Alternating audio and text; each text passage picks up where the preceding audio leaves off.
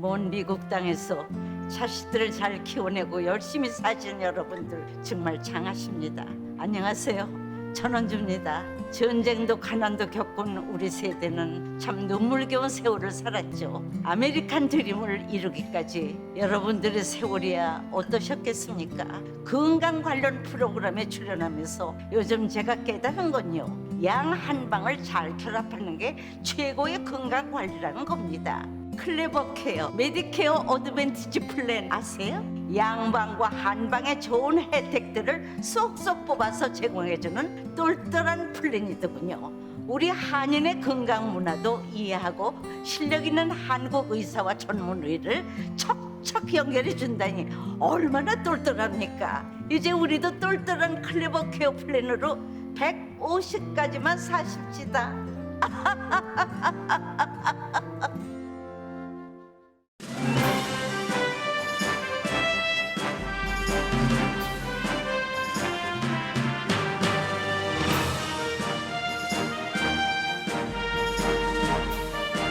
기분 좋은 10월, 여러분의 웃음이 한 달 내내 가득하시길 바랍니다. 강혜신의 오늘의 미국.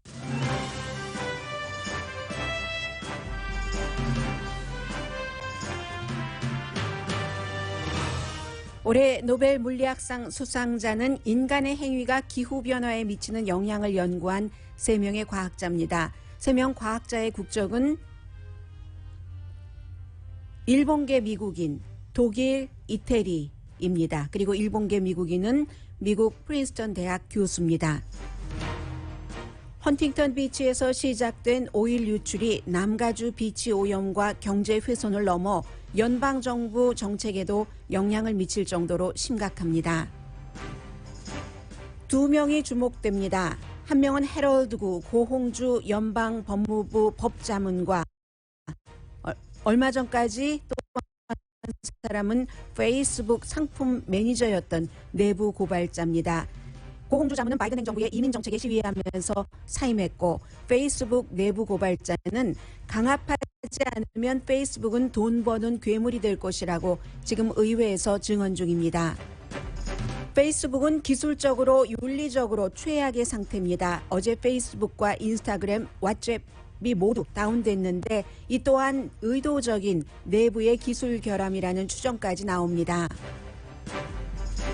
가족계획 클리닉이 다시 연방정부 기금을 받을 수 있게 됐습니다. 트럼프 행정부의 낙태 반대 정책을 바이든 행정부가 뒤집은 결과입니다. 세계를 경기 불황으로 끌고 들어갈 수도 있는 연방정부 빚 상한선 올리기 결말은 어떻게 될지 알 수 없습니다. 대박 등 한국어 20개가 옥스포드 영어 사전에 추가됐습니다. 옥스포드 편집진은 영국과 미국이 바탕인 전형적인 영어 개념이 한국의 갖가지 인기로 변하고 있다고 평가했습니다. 여러분 안녕하십니까? 오늘의 미국 강혜신입니다. 오늘은 먼저 노벨 물리학상과 헌팅턴 비치, 이제 뉴포트 비치, 데나 포인트, 또 더 남쪽으로 가서 샌디에고까지 영향을 미칠 수 있는 오일 유출, 이 2가지를 먼저 전해드리겠습니다. 노벨 물리학상 이제 3명의 과학자의 경우는 이분들의 나이, 그리고 이 노벨상이라는 것이 얼마나 수십 년 동안 한 길을 꿋꿋이 믿음을 갖고 온갖 어려움을 헤쳐나가면서 일을 해서 그 일이 모든 사람들이 살아가는데 도움이 되는 결론을 내렸을 때 받을 수 있는가 하는 점, 그리고 가장 지금 첨예한 기후변화라든가 아니면 인간이 만들어낸 여러 가지 자연재해와 연관된다는 이 3가지에서 올해 물리학상은 충분히 오늘의 미국에서 맨 앞에 전해드릴 만큼의 가치가 있다고 생각이 됩니다. 너무 많은 개발로 오는 그 뒤에는 좋은 것만 있는 게 아니라 또 부작용이 나오고 그 부작용을 어떻게 해결하는가 하는 것을 노벨 물리학상 수상자들이 어느 일종의 그 아주 중요한 그 부분에 있어서의 공헌을 했다는 거죠. 인간이 기후변화에 미치는 영향에 대해서 연구를 하고 어떤 그 모델을 만들어낸 3명의 과학자입니다. 스쿠로 마나베 프린스턴 대학 교수, 기상학자입니다. 이분은. 그리고 독일의 클라우드 할셀만, 이분은 이제 독일의 함부르크 연구소에서 일하고 계시고요. 이태리의 조르조 파리시, 이분은 역시 로마에서 여러 가지 일을 하고 계십니다. 두 부분으로 나뉘는데요. 이 경우에는 저페니즈 아메리칸인 그 스쿠로 마나베 교수와 그리고 이 독일의 클라우드 하셀만 이 과학자, 이 두 사람이 기후 변화가 일어나는 것, 그리고 이것이 어떻게 인간이 영향을 미쳤는지에 대한 기초를 연구를 했고, 그리고 나머지 한 분인 이태리의 조르조 파세리 이분은 또 다른 이런 여러 가지 이런 것을 이 두 분이 아주 그 연구를 해놓은 것을 복잡한 물리학적인 그 시스템을 쉽게 정리를 하고 풀었다는 겁니다. 그래서 노벨상도 전체 액수에서 반으로 딱 나눠서 반은 이태리의 과학자에게, 그리고 나머지 반 가지고 저페니즈 아메리칸과 독일 이 과학자가 나눠 갖게 되는데, 이 나이로 먼저 보면은 프린스턴 대학에서 지금 강의를 하고 있는 그 일본계 미국인인 슈쿠로 그 마나베 박사는 일본에서 태어나서 1957년 도쿄대학교에서 박사학위를 받았습니다. 그리고 나서 이제 이분이 미국 기상청에서 일을 하기 시작하게 되고 1960년대부터, 지금 우리는 기후변화를 얘기를 하지만 이분은 그때부터 이산화탄소가 환경에서 어떤 형태로 높아진다는 것, 그리고 그래서 기온이 올라가고 그 기후 변화의 아주 그 물리적인 모델 같은 것, 그래서 만들어내서 이분의 기후 변화 모델의 그 기초가 지금도 쓰여지고 있다는 겁니다. 그리고 나서 이제 60년대라고 말씀드렸죠. 70년대에 한 10년쯤 지나서 또 다른 과학자 그 한셀만, 이분 89살이십니다. 그리고 마나베 교수는 90살이세요. 올해. 이제 독일의 과학자 89세의 한셀만 교수는 독일의 물리학자면서 역시 해양학자입니다. 이 모델들을 말하자면 그 마나베 교수가 만들어 놓은 모델들을 날씨와 기후로 연결시킨다는 겁니다. 두 개가 같은 것 같지만 다르죠. 날씨 하면은 일일 기상정보 해서 웨더, 기후 하면은 그것보다는 조금 더 규모가 크다고 볼 수 있죠. 클라이밋, 이렇게 웨더와 클라이밋과 잘 연결을 시켜서 구체적인 인간의 활동들이 기후 변화에 어떤 영향을 미치는가를 연구해 내셨습니다. 그리고 또 한 10년쯤 지났어요. 1980년대에 이태리의 그 파시리 박사 1948년도에 태어나셨습니다. 그러니까 노벨상 수상자 가운데서는 젊은 분에 속해요. 70대 한 중반 정도 됐습니까?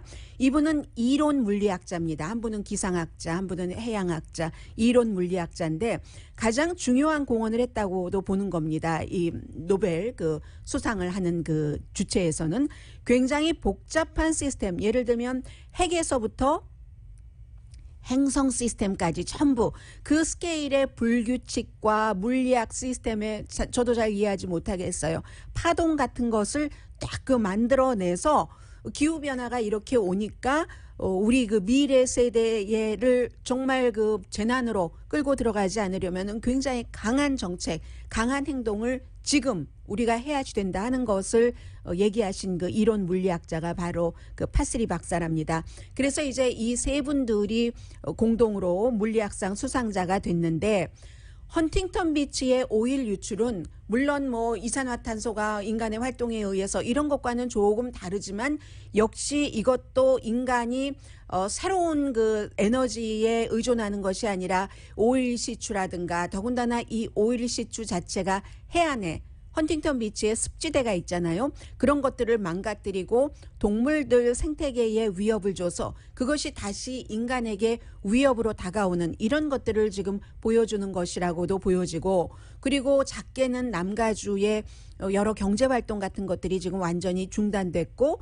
그런 것이 연방정부에는 어떤 영향을 미치는가까지 다 들어가 있는 이슈가, 그러니까 이 올해의 노벨 물리학상과 뭐 크게 환경이라는 큰 그 분야로 놓고 보면은 다르지 않은 그런 겁니다.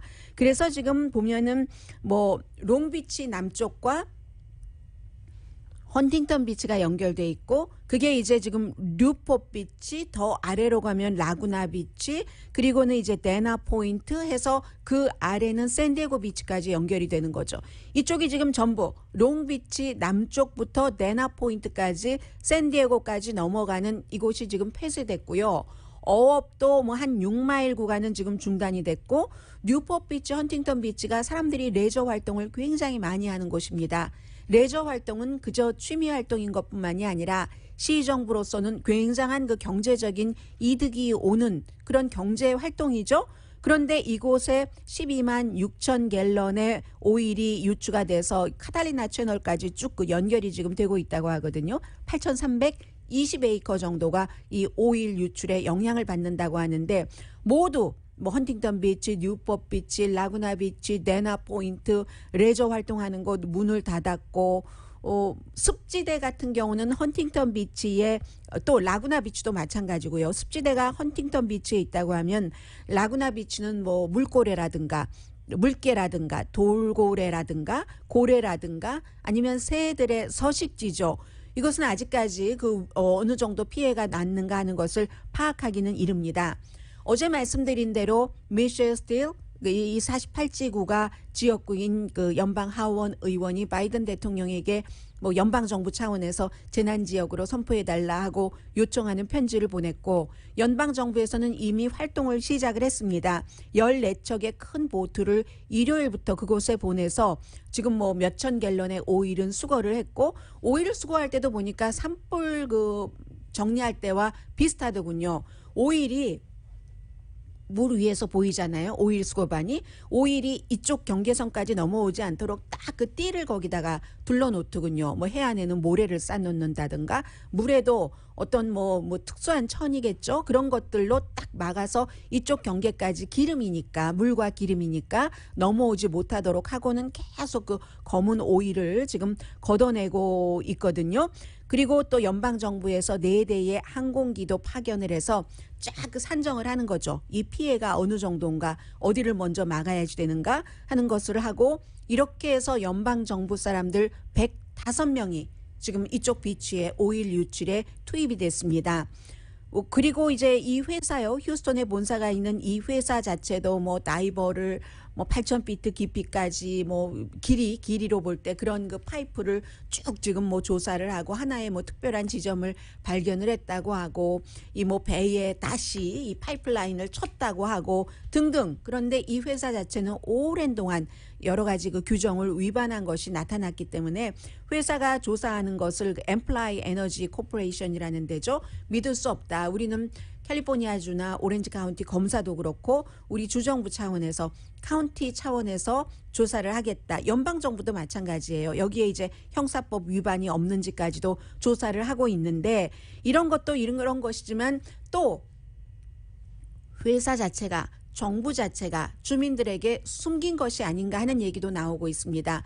발표되기는 토요일이었는데 그래서 일요일부터 부랴부랴 이제 어떠한 그 뭐 후속 작업을 시작을 했는데 주민들은 뉴포트 비치 주민들도 냄새가 난다. 기름 냄새가 난다 하면서 금요일부터 전화를 했다는 거거든요. 관계 당국에 일종의 신고를 한 거죠. 그런 일들이 있었고 등등해서 어제 이제 이 주식값이 이 회사 주식값이 뭐 한 40% 정도나 내려갔고요.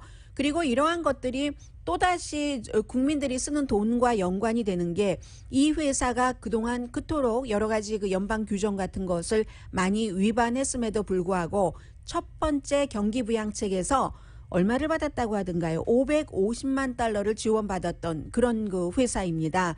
그런 일들이 있고 또 하나는 남가주 주민뿐만이 아니라 지금 크게는 미국의 파이프라인 안전 그리고 이렇게 해안에서 오일 시추를 해도 되는가 하는 것들이 다시 일어나는 겁니다. 그렇지 않아도 이제 큰 그 환경보호그룹이라든가 환경보호그룹이 가장 중요하게 하는 일 가운데 하나가 화석 연료 채취를 막아야지 된다는 일들을 하잖아요. 그래서 그렇지 않아도 한 그 환경그룹이 내일 그 바이든 대통령에게 더 이상 이제 화석 연료를 사용하고 하는 것은 안 된다. 화석 연료 프로젝트를 연방 정부 차원에서 중단시켜라 하는 요청 내지는 요구를 하려고 백악관에 아주 큰 우리 이를테면은 환경 보호를 하겠다 하는 것을 선포를 해 놓은 상태거든요. 습지대에서의 그 오일 시추, 석유 시추도 금지하도록 하는 이런 것이요. 헌팅턴 그 비치 주변에 탈버트라는 웹지대, 습지대가 있잖아요. 그렇기 때문에 지금 어제 서둘러서 게빈 뉴섬 주지사가 주정부 차원에서 비상사태를 선포를 했습니다. 남가주 비치에서 일어나고 있는 일이지만 이 롱비치 남쪽에서 일어나고 있는 일이지만 이게 전반적으로는 남가주의 레저라든가 환경보호, 습지대 이런 일들이 남가주 일뿐만이 아니잖아요. 그렇기 때문에 주 전체적으로 이제 비상사태를 선포를 했고 민주당인 2명의 연방상원의원 다이언 파인스타인 연방상원의원 그리고 이제 알렉스 파디아 부통령이 그 자리를 물러나고 나서 그 자리에 들어간 연방상원의원은 민주당이기도 하고 당연히 지금 해안에서의 오일 시추 특히 이렇게 습지대에서의 웻지대에서의 오일 시추는 금지해야지 된다. 습지대에만 살고 있는 특별한 야생 동물이 있고 그 같은 야생 동물의 생태계를 파괴시킬 때 인간에게 그 대가가 그 코스트가 오고 있기 때문에 이건 당연히 중단을 해야지 된다. 더군다나 아이러니하지 않느냐, 웃기지 않느냐. 캘리포니아주가 친환경을 세계에서 가장 앞세우는 그래서 모든 것을 전기 자동차부터 시작을 해서 태양 에너지라든가 이런 것을 앞서간다고 하면서 아직도 무슨 그 같은 그 습지대 같은 곳에서 오일 시추, 해안에서의 오일 시추를 하는 주가 돼야지 되겠는가 하면서 여기에 강력하게 반대를 했고요. 그리고 바이든 행정부도 지금 캘리포니아주 남가주에서 일어난 일이지만 지금 신경을 쓸 수밖에 없죠. 두 가지에서 연방정부 대통령은 이렇게 민주당인 다이언 파인스타인, 알렉스 파디아 연방상원 의원은 한 가지만 생각하면 되잖아요. 민주당의 개념, 민주당의 원리와 민주당의 주장, 그에 따른 미래만 생각하면 되는데 바이든 대통령의 경우는 양쪽을 다 생각을 해야지 되는 겁니다. 바이든 대통령도 물론 친환경 정책하고 자동차도 언제까지는 거의 많이 전기 자동차로 만들라고 하고 연방 차원에서 지원도 하지만 그러한 일들이 완전히 마무리되기 전에는 파이프라인 업계에서 일하고 있는 노조를 생각할 수밖에 없습니다. 노조표가 민주당의 막강한 표잖아요. 그래서 바이든 대통령 나름대로 이산화탄소도 줄여야지 되고 해안에서의 오일 시추도 줄여야지 되고 환경도 보호해야지 되고 하는 동시에 단순한 민주당 정치인과는 달리 민주당, 공화당, 노조 아닌 사람 모두의 대통령이기 때문에 바이든 대통령으로서는 균형을 맞춰야지 되는 그러니까 고개 사이에 고개가 따로 없어요. 대통령들에게는 언제나 줄타기 정치, 정책에서의 균형을 맞추는 이런 어려운 일이 있고 여러 가지 이슈가 많은데 캘리포니아주 남가주가 또 한 번 바이든 대통령에게 숙제를 던졌습니다.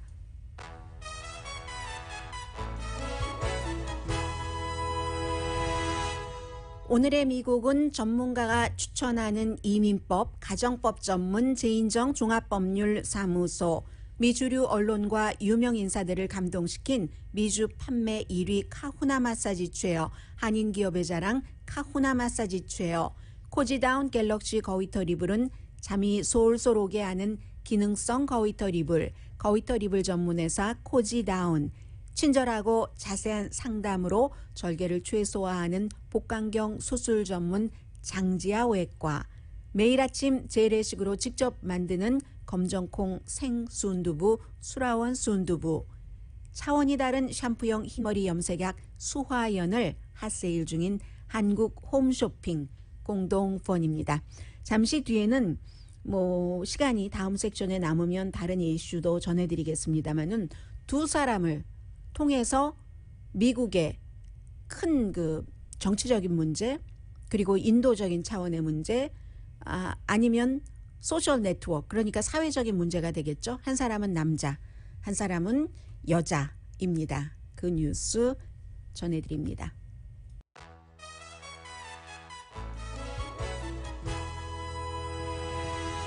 라디오 서울 방송 오늘의 미국 듣고 계십니다. 오랜만에 이분 스토리를 전해드리게 되는데요. 미국에서는 해럴드 고라고 하고 코리안 아메리칸들은 해럴드 고보다는 고홍주 씨 이렇게 많이 알고 있습니다. 만약에 뭐 최초의 에이시안 아메리칸 연방 대법관이 나온다면 고홍주 박사가 될 것이다. 이런 얘기를 오바마 시대에 많이 했었죠. 그 당시에 이제 예일 법대에 계셨고 이분이 바이든 대통령이 지금 IT 난민을 돌려보내는 것이 법에도 맞지 않고 비인도적이고 합법이 아니라 불법이다라고 얘기를 하면서 자문자리를 연방 법무부 법률 자문자리를 사임을 했습니다.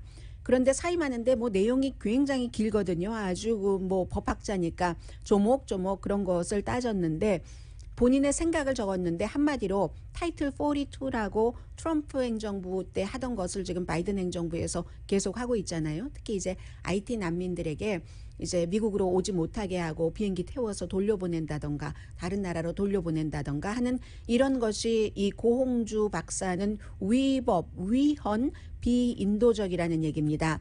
그것은 공공건강에 위험이 되면은 이런 사람들을 돌려보낸다 하는데 미국 법에는 뭐 어떻게 돼 있냐면은 만약에 그 사람들이 공공건강에는 위협이 된다는 그런 증거는 없다고 뭐 연방급 판결도 나왔고요. 만약에 이런 사람들이 그 국가로 돌려보내져서 고문을 당하거나 숨질 수도 있고 어떠한 그 학대를 당하거나 그런 두려움에 떠는 사람들을 그 국가에 조국에 돌아갔었을 때 죽을 수도 있다는 최악의 상황을 각오하고 미국에 난민 신청을 하려는 사람들을 어떠한 법 절차 없이 이렇게 내쫓아 버리는 것은 이건 미국이 아니라는 게 법 의무를 위반하는 것이라는 게 그 해럴드 고홍주 교수의 얘기입니다. 그러므로 나는 연방 정부에 이 법 자문을 할 수가 없다.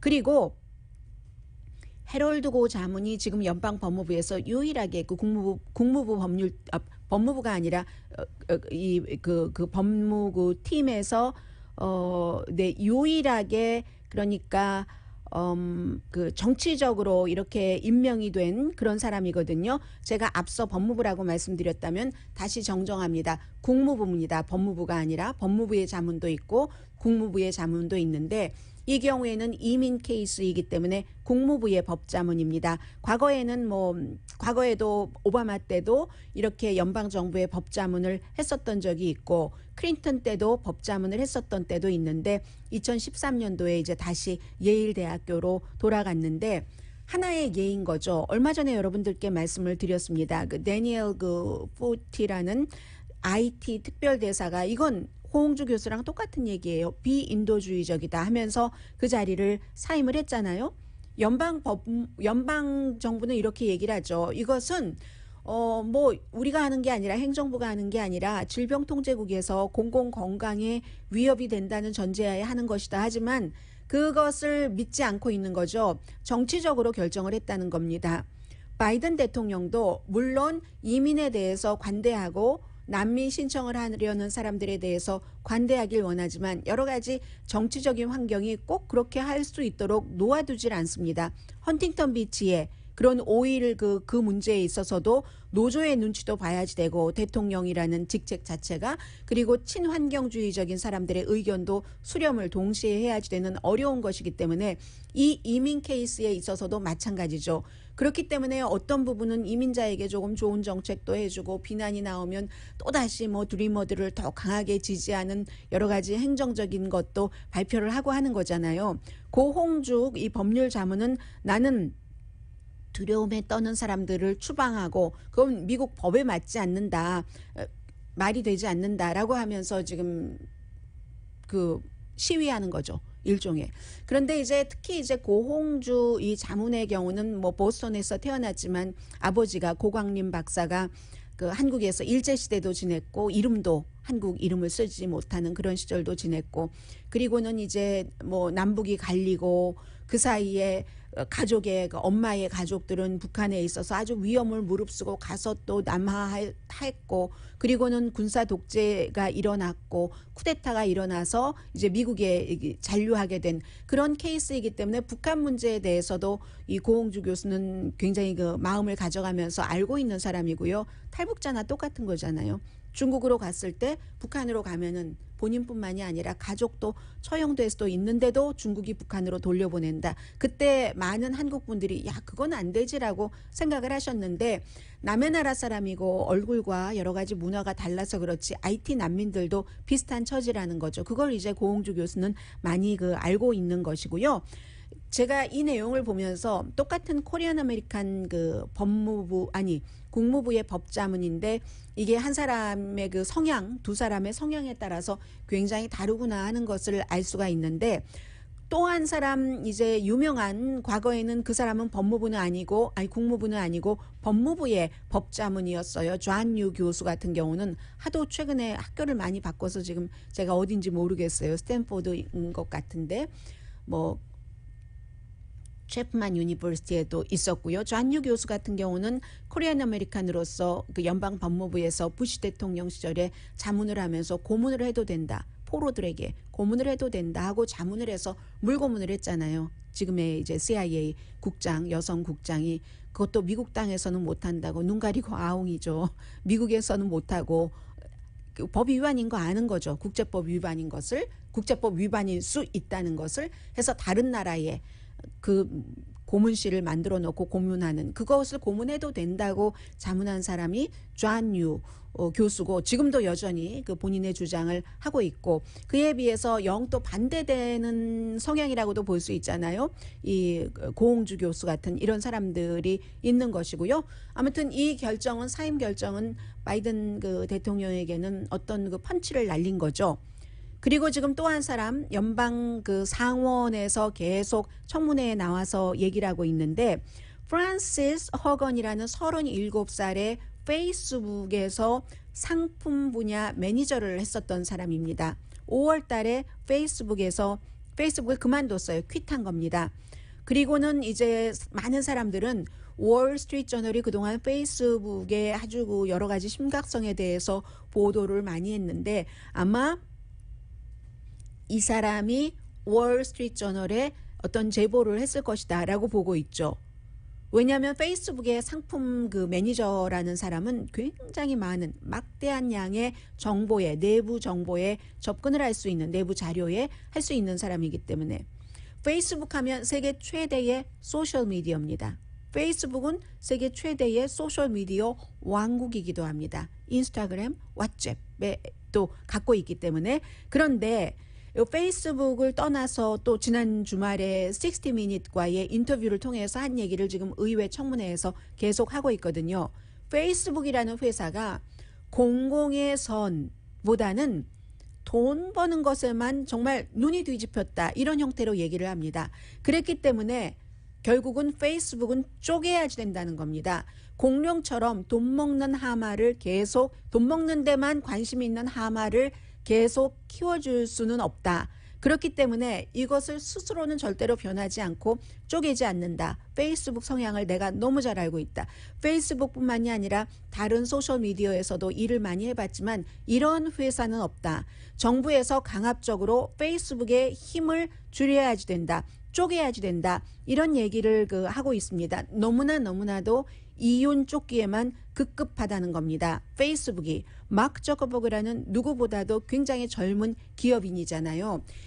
이윤 추구에만 급급했었기 때문에 트럼프 시대에 트럼프 전 대통령의 그 페이스북에 광고하는 광고비를 많이 받으면서 가짜 뉴스를 마구마구 퍼뜨리게 해줬고, 그리고 직원들의 반발에도 불구하고, 그리고 트럼프 전 대통령이 물러나니까 또 그러한 것들을 조금 단속한다 하는 식으로 하면서 돈을 벌고, 그렇지만 내부에서 이렇게 반발이 나오면 그게 힘들다는 얘기입니다. 페이스북이 굉장히 막강하죠. 어제 또 기술적인 문제도 있었어요. 페이스북이 뭐 몇 시간 동안에 접근이 전혀 되지 않았는데 나중에 마크 저커버그가 사과는 했죠. 사과는 했지만 그 원인이 무엇이었다고는 얘기를 하지 않았어요. 다만 여러분들께서 사랑하고 케어하는 사람들과 이렇게 접속하는 통로가 페이스북인데 이게 안 돼서 뭐 이런 식으로 그 페이스북 자랑하는 거잖아요. 여러분들이 그런 더 케어하시는 많은 분들과 접촉하기 위해서 우리의 서비스에 페이스북에 얼마나 의존하고 있는지 잘 압니다.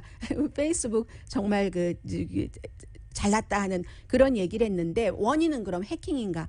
해킹은 아닌 것 같다고 전문가들이 얘기를 해요. 아마 그 내부의 기술적인 문제였는데 이 기술적인 문제조차 의도적인 것일 수도 있다. 이렇게 내부 고발자가 나오는 것처럼 뭐 이런 형태. 그리고 중요한 것은 어제의 그런 그 중단으로 접속 중단으로 사용자의 어떤 그 정보에는 뭐 해가 없다 이렇게 밝혔는데 그래서 페이스북 주식을 갖고 계신 분들은 생각을 해보실 문제가 이제 생기는 겁니다. 지금 그 타임즈의 컬럼니스트인 케빈 루스 씨 같은 경우는 단언을 하고 있거든요. 페이스북은 내려가는 회사다. 물론 17년 동안 이렇게 돼서 어제도 잠깐 페이스북이 몇 시간 동안 접근되지 않고 저녁부터 천천히 돌아오기 시작했는데 그 뒤에 뭐 트위터라든가 굉장히 많은 뭐 텔레그램, 시그널, 뭐 틱톡도 있고 스냅챗도 있기는 있지만 아직은 페이스북이 막강하긴 하죠. 막강하지만 내부에서 기술적인 문제, 윤리적인 문제가 터지고 그런 것들을 내부인들이 지적을 하는 상황까지 오게 된다면 직원들이 이 정도까지 말하기 시작할 정도다. 그러면 페이스북은 이제는 디클라이닝 하는 회사다라고 얘기를 하고 있기 때문에 이제 페이스북 주식을 갖고 계신 분들은 검토를 단단히 하셔야지 될 것 같고요. 이럴 때 또 싸진다 해서 사시는 분들도 계실 텐데 근본적으로는 우리가 이제 뉴스를 통해서 쭉 보면 제가 주식 전문가는 아닙니다만 결론적으로는 아주 윤리적으로 부도덕하다고 평가를 계속 받는다던가 아니면 페이스북이 마크 저커버그가 지금이라도 뭐 정말 딱 정신을 차리고 어떤 부분에 있어서 이건 좀 너무 아닌 것 같은데 아마존도 마찬가지예요. 그런 식으로 딱 하고 좋은 방향으로 나간다면 또 처음에는 믿지 않는 사람들이 많지만 좋은 방향으로 나가기 시작하면 정말 좋게 갈 수도 있잖아요. 좋게 가고 싶은 마음도 있고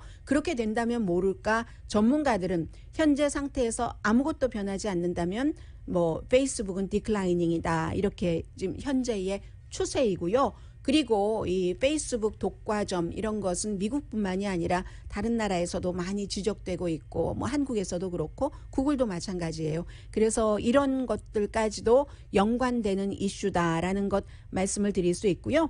그리고 두 가지로 끝내죠. 잠시 뒤에 아주 중요한 뉴스, 저에게는 흥미로운 뉴스 전해드립니다. 저에게는 흥미롭기도 한 뉴스 전해드립니다.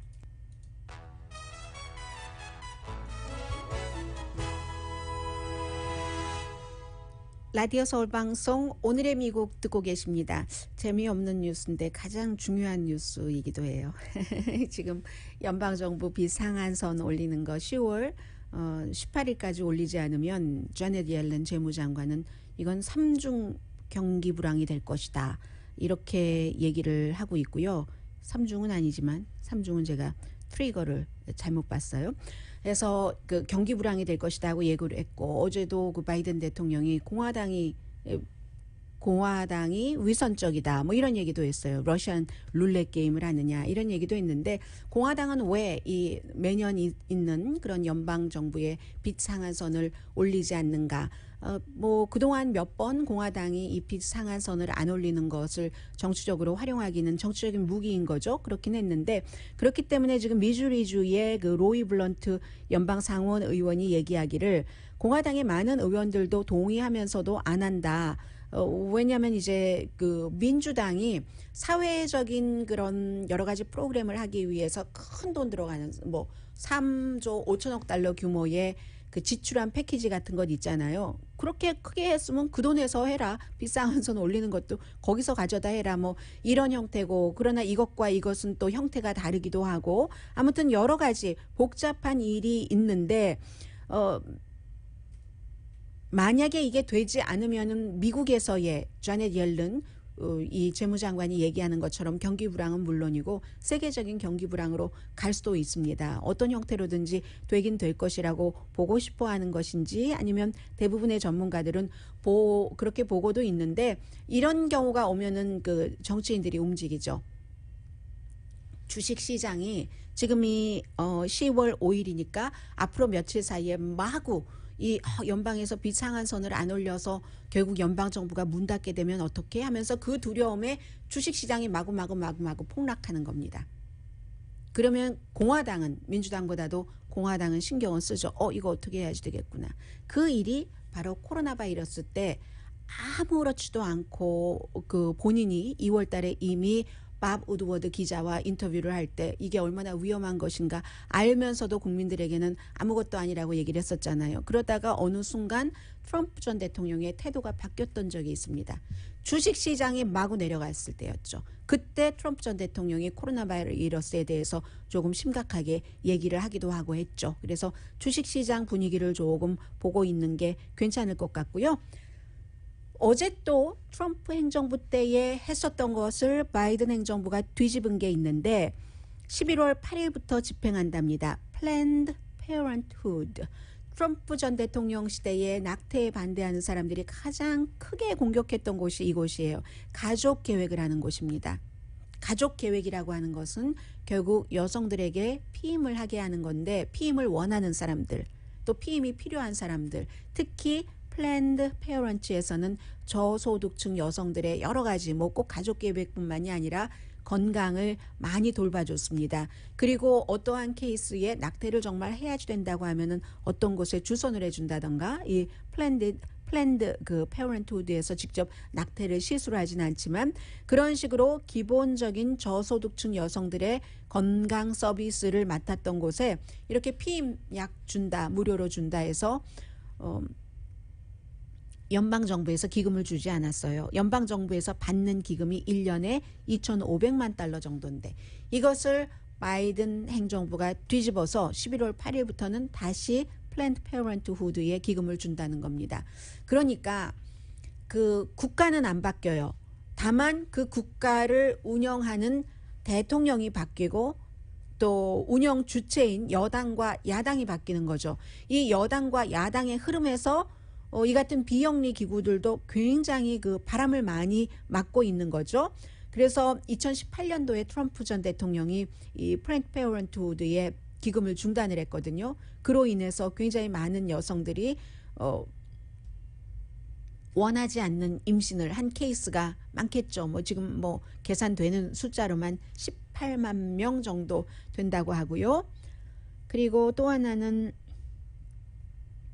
지금 뉴욕의 경우는요. 교장 선생님 99%, 선생님 96% 적어도 한 번은 백신 접종 받으셨답니다. 백신 접종을 의무화해서. 그런데 임산부는 여러 가지 그 걱정을 하니까 태아에 대해서 31%만 완전히 접종받았다는 거예요. 그러면 미 전국이 뭐 55%, 56% 정도 되니까 그것보다는 훨씬 낮은 거죠. 그리고 파이저사가 파이저 백신 접종을 받고 적어도 6개월 이내에는 90% 입원율은 막는다. 이게 델타의 경우도 포함된다는 얘기 다시 한번 했고요. 그리고 이게 이제 랜셋이라는 그 영국의 이 미국의 그 메디신 잡지처럼 유명한 그 랜셋 잡지에 기고한 것이고 한 300만 명을 대상으로 연구를 한 것이라고 하니까 뭐 어쨌든 파이저가 적어도 6개월 이내에는 90% 입원율은 막는다고 하니까요. 뭐 조금 안심하셔도 될 것 같고요. 지금 파이저 같은 경우는 약국에 예약하고 여러분들 다 맞으시죠? 모더나라든가 이 존슨 앤 존슨은 아직 승인이 나오지 않았고 존슨 앤 존슨도 승인 요청할 것이라고 곧 아마 했을지도 모르겠어요. 그런 상태고 이런 말씀을 드리는 것은 백신 접종이 부스터샷 이전에라도 어쨌든 백신 접종이 이 바이러스에 대해서 감염되지 않는 가장 좋은 도구다 하는 것을 말씀을 드렸고요. 앤토니 파우치 박사가 그제 이제 주말에 프로그램에서 언제 이 델타 변이 바이러스 할러데이를 어떻게 맞을지 모르겠다 애매모호하게 얘기를 한 것을 어제 다시 한번 정정을 했습니다. 백신 접종을 받으신 분들이라면 할러데이를 가족과 함께 잘 지내세요. 저도 가족과 함께 보내겠습니다 하면서 Have a good normal Christmas day with your 그 가족, 사랑하는 사람들과 함께 이런 얘기를 했습니다. 자, 여기까지 전해드리고 일단 끊어야지 되겠네요. 잠시 뒤에 한국에 관해서 전해드릴 일이 있어서요.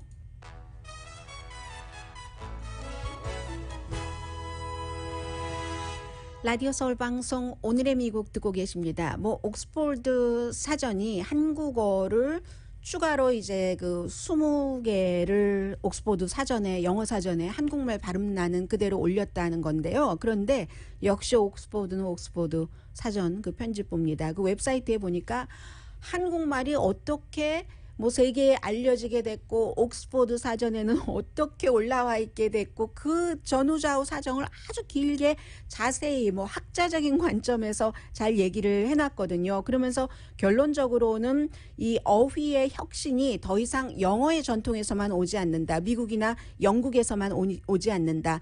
아시아가 변화의 주역인데 그 아시아 변화의 주역이 코리안 웨이브다. 코리안 웨이브가 영어의 바다에 파문을 일으킨다 하면서요. 제일 앞에 문장이 봉준호의 기생충, BTS, 뭐 블랙핑크, 화장품은 선반에서 막 날아가듯이 다 팔리고 코리안 스타일의 어떤 뭐 패션, 음악, 영화 전부 한국 물결을 타고 그래서 언어도 마찬가지이기 때문에 우리 옥스포드 사전도 업데이트하게 됐다. 음식도 다 포함해서 그런 거예요. 그래서 이제 코리안이라는 단어가 이 영어 옥스포드 사전에는 1933년도에 처음 나왔고 코리안 지명은 뭐 17세기부터 있었고 고구려, 고려, 뭐 일제시대와 연관돼서 여러 가지 케이팝은 뭐 1990년대 뭐 케이팝 전에 트로트, TROT가 있었다.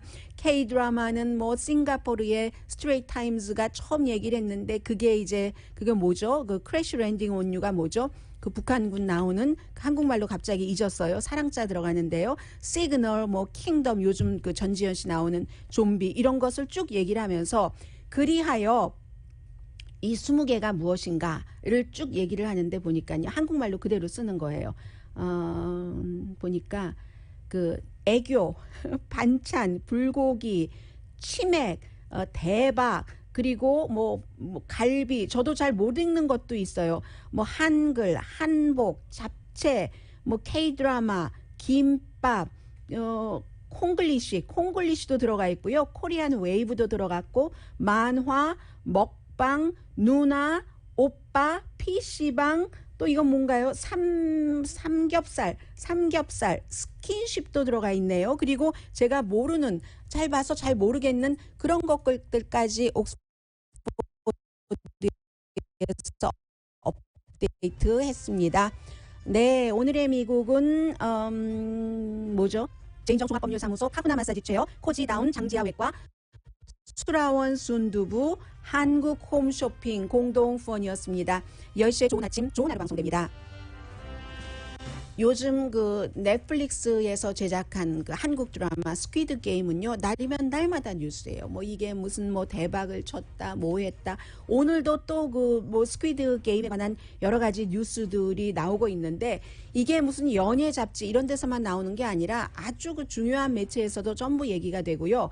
그리고 제가 좀 전에 말씀드렸던 그 옥스포드의 한국어의 그 업데이트하는 이 긴 뭐 해설과도 같은 기사의 제목에 대박 하고 느낌표를 딱 찍어놨어요. DAEBAK 느낌표.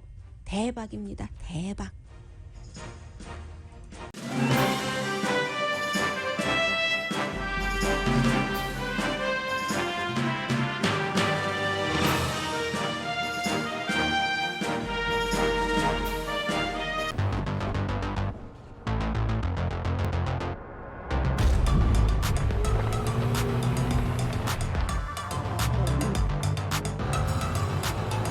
가득 실으세요.